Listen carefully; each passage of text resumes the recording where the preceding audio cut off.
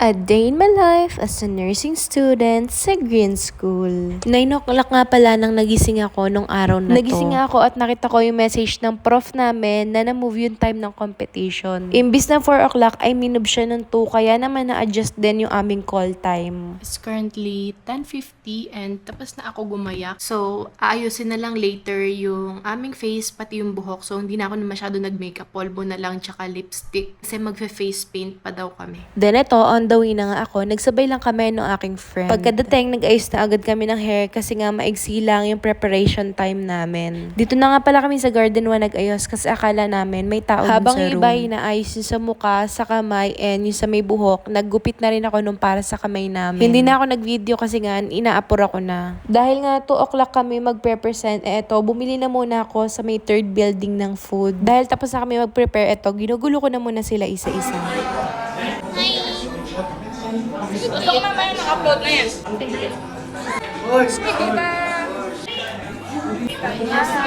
Hello! At dahil nga nag-video siya sa cellphone ko, isama na natin tong vlog takeover daw niya. Pagkatapos nga nun, pinatugtog lang yung music para habang nandito is napapractice pa namin. Noong mga oras na to is pababa na kami dahil tinawag na kami ng professor namin. Tapos ito, nakaupo na lang kami dito kasi waiting na lang kami sa time namin na mag-present. And ayan nga, nag-start na yung first. Pang-walong section nga pala kami na mag-perform today.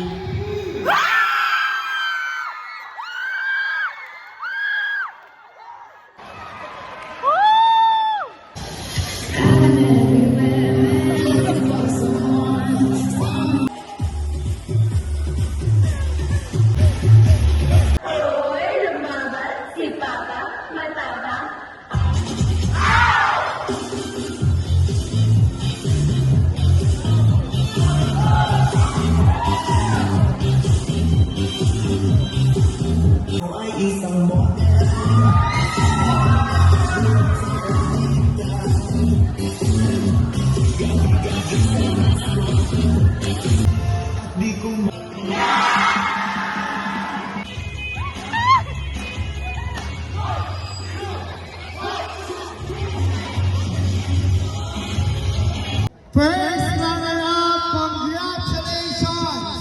Congratulations, M3B!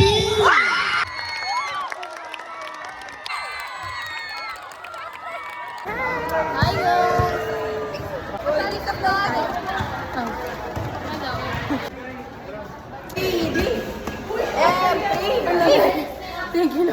After nga ng competition, dumiretso na kami dito sa KFC. Pero dapat sa McDo talaga kami. Kaso nga medyo mainit, kaya dito na lang. Nakaganon habang nakaganon ka.